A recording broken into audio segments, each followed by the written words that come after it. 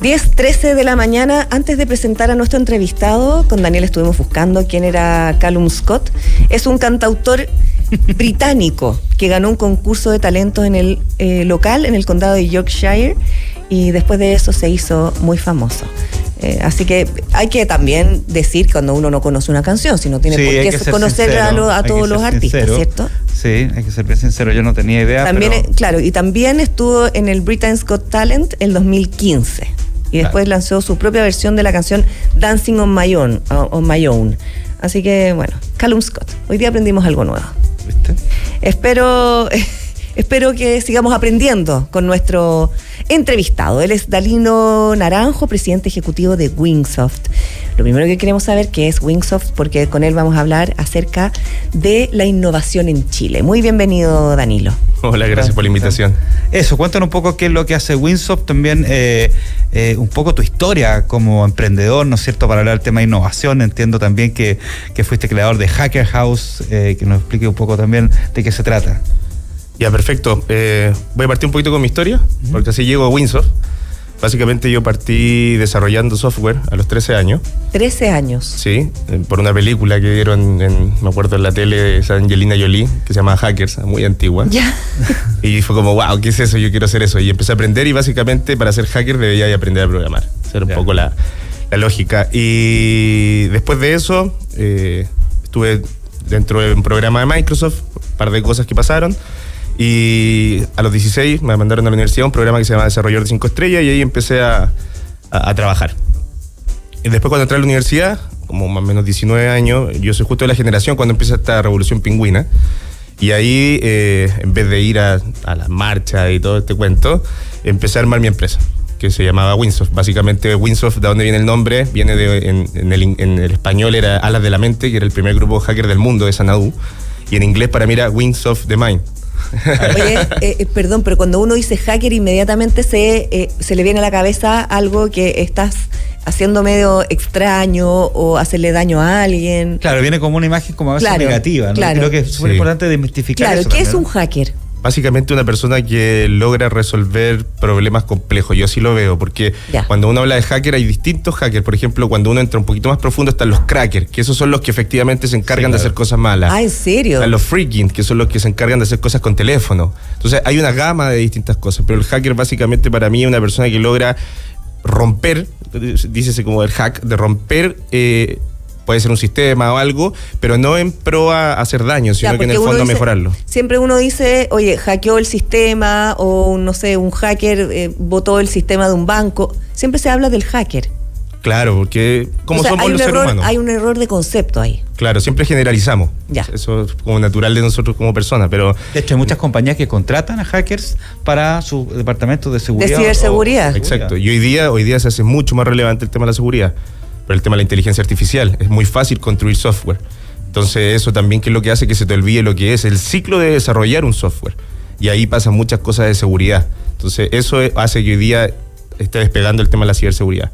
Y bueno, volviendo un poco a la historia, después de eso fundó esta empresa Wingsoft, y básicamente lo que partimos haciendo era software, aplicaciones. Y bueno, ya han pasado 16 años de esa historia. Hoy día construimos software, hacemos aplicaciones a la medida. Hemos estado detrás de varias startups que han nacido, crecido, algunas han muerto, otras han sido exitosas. Y hoy día básicamente eso nos llevó para construir Hacker House, que también fue un nombre que chocaba para la gente, porque como éramos una fundación, llegamos con la Hacker House, los sponsors era como... ¿Cómo se te ocurre ponerle así si gasto $5 millones en protegerme de los hackers? Y era, no, en el fondo el concepto de hackear la realidad, porque instalamos básicamente infraestructura para enseñar programación en colegios vulnerables. Perfecto.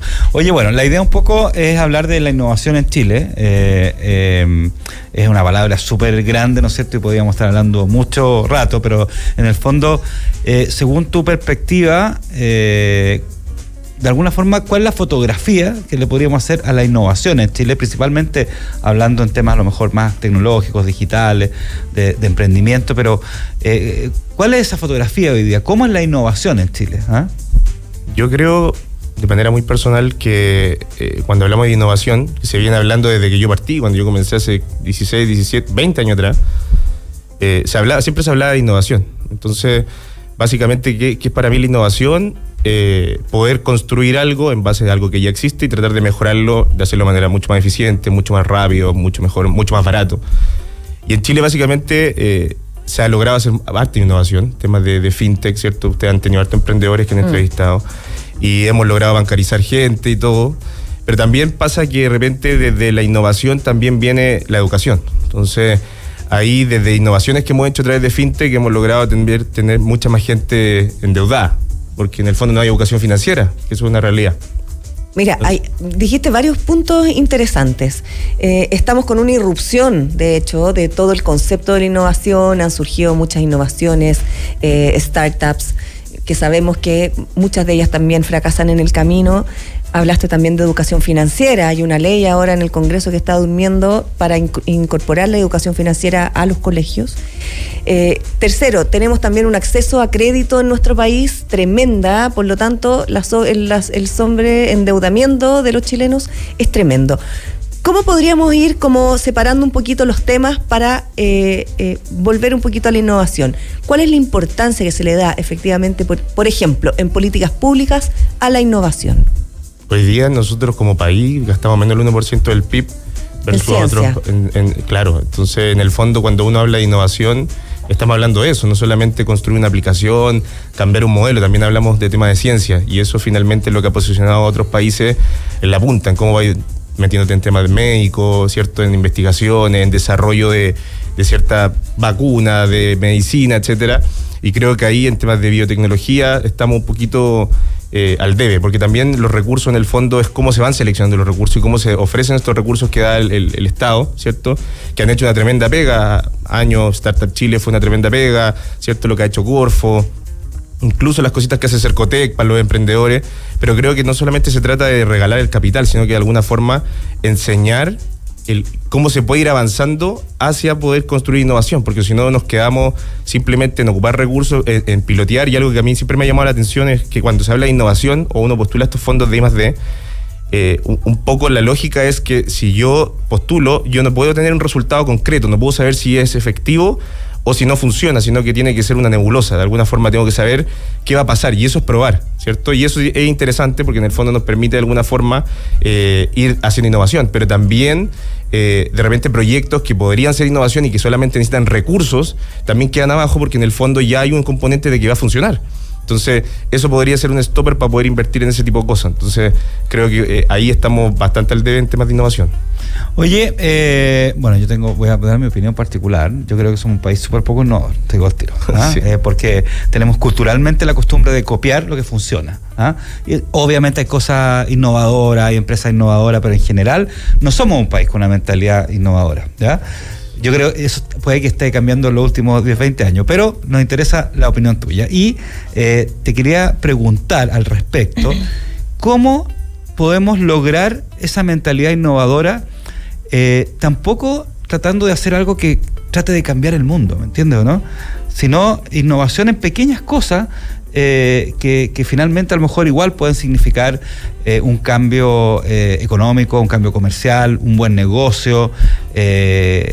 ¿Me explico, no? Sí, mira, te voy a dar un caso particular de unos alumnos de la Hacker House que ya salieron, tienen 16 años, 16, 17 y 18, e inventaron algo que se llama Pega Ya. Y cuando me cuentan a mí esta idea de Pega Ya, así como de pega, y estos niños chicos cuando me cuentan que son increíbles, son fantásticos, te encantaría, me dicen, ¿sabes que don Danilo hay un problema? Y digo, ¿cuál es el problema? Que hoy está lleno de plataformas de e-learning, ¿cierto? De educación, de aprender a programar, de aprender un montón de cosas, pero hay gente en ciertos lugares que no tienen, de repente no sabe leer ni escribir, y tiene un montón de ganas para poder trabajar. Entonces de repente lo que hay que hacer es enseñarle algo que vaya de 0 a 1 o de 0 a 0,1, que en el fondo es decir, de no hacer nada, hacer algo. Eso ya es innovación. Yo cuando lo escucho a ellos, quedé como increíble. Por ejemplo, una persona que hoy día no tiene mucho skill, no sabe leer, pero ¿por qué no aprende jardinería?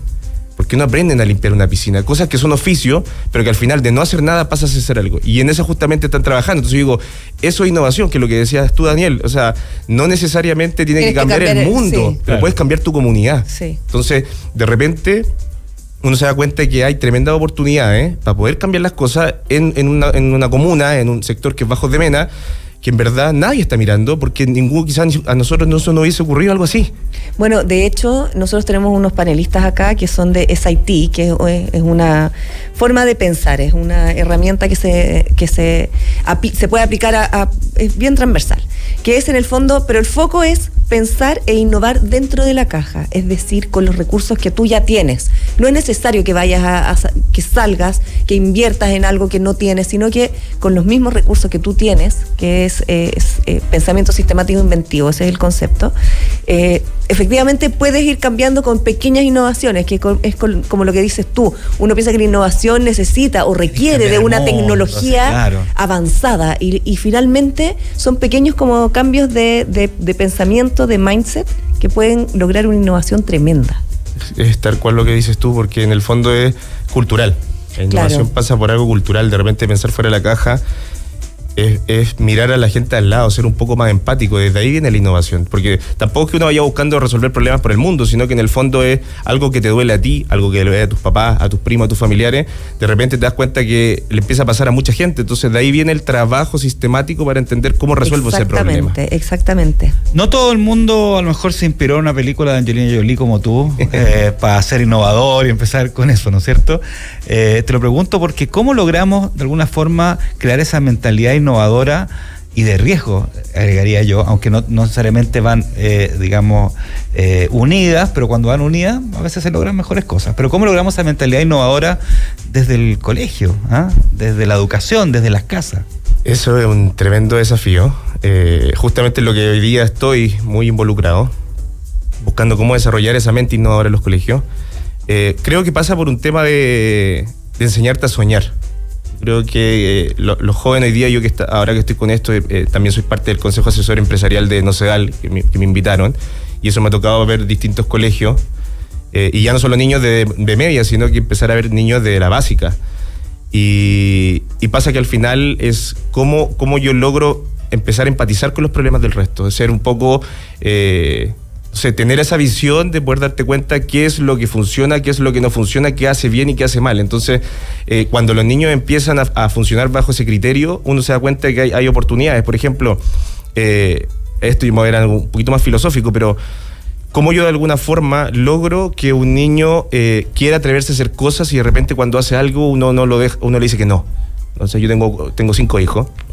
Entonces, ¿5 hijos? Sí, 5. Sí, entonces es una tarea donde uno está constantemente tratando de que ellos sueñen y que también sean metas realizables, ¿cierto? Hoy día, gracias a Dios, lo he logrado y tengo una niña ahora en Londres de intercambio y tiene ganas de cambiar el mundo y se da cuenta, ya llegando ella sola ya, se da cuenta que la educación era distinta, que era mucho más avanzada y entonces me dice, me voy a traer eso y podríamos hacerlo acá en Chile. Entonces, yo digo, ¿cómo vais logrando eso? Con conversaciones. Claro, pero en tu caso, en el fondo tienen la suerte, estos 5 niños, tú eres un innovador, con 5 niños eres un innovador sin duda. Totalmente de la norma. Innovador, pero sin duda tus 5 niños tienen un referente en casa súper interesante, pero la generalidad, y lo vuelvo porque tú estás muy enfocado también en la educación, ¿qué pasa con estos profesores, con estas personas que están a cargo, en el fondo, de educar y de entregar herramientas a estas nuevas generaciones? Yo siento que muchas veces ahí está la traba. Es que tocaste un tema importante, los profesores. Ahí quería llegar. Los profesores son la clave de esto. Que al final hoy día... por ejemplo, nosotros hicimos un experimento. Estamos haciendo un aplicativo que se llama Superprofe y básicamente era un tutor matemático que se lo pasamos a ciertos alumnos para la PAES que se dio ahora.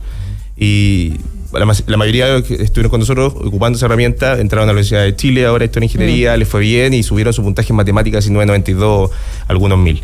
Entonces dijimos, oye, hay un formato donde dijimos, va a cambiar la educación por el tema de que la inteligencia artificial sí va a venir a dar un tremendo apoyo y va a poder personalizar la educación. Hoy día el gran tema que tenemos cuando enseñamos cosas es que el profesor hace una tarea titánica. De repente, uno como papá, yo lo veo, tenía apoderados que se quejan por todo. Entonces, oye, que a mi hijo le dijiste X cosa, esto y esto otro. Entonces, al final, cuando tú te das cuenta, el profesor cuando tiene 40 alumnos, 30 alumnos, es una locura. Los niños son un mundo. Entonces... ¿Cómo hoy día le damos nosotros herramientas a los profesores? Una, por un lado, para que con tecnología pueda optimizar el revisar pruebas, ¿cierto? Un montón de cosas, pero por otro lado, darle habilidades también blandas al profesor para que tenga estos superpoderes y sea un superprofe y de alguna forma pueda empezar a enseñar otro tipo de cosas que son habilidades blandas, conversaciones, hablar con los niños. Los grandes profesores que uno recuerda son gente que en verdad moldea hacia dónde va tu vida. sea, yo, por ejemplo, cuando estaba en el colegio, para mí era todo arte, me encantaba el arte, el lenguaje, escribía poesía, pintaba, y de repente llegué a la media y una profesora hizo que me gustaran las matemáticas. Claro. Entonces, al final, Claro. ese cambio, a nosotros, todos tenemos un profesor, siempre decimos, oye, un profesor, me encantaba el de historia, y hizo que te gustara la historia. Y que son los que te marcan, y no necesariamente en un área académica, sino que muchas veces yo tengo una profesora, por ejemplo, que fue profesora mía jefe, y que moldeó muchas cosas de mi personalidad. O sea, así de influyente fue. Todos tenemos nuestro Mr. Keating, ¿te acuerdas? Sí, total. ¿Del Océano de Poetas Muertos? Todos tenemos nuestro Mr. Keating. Totalmente.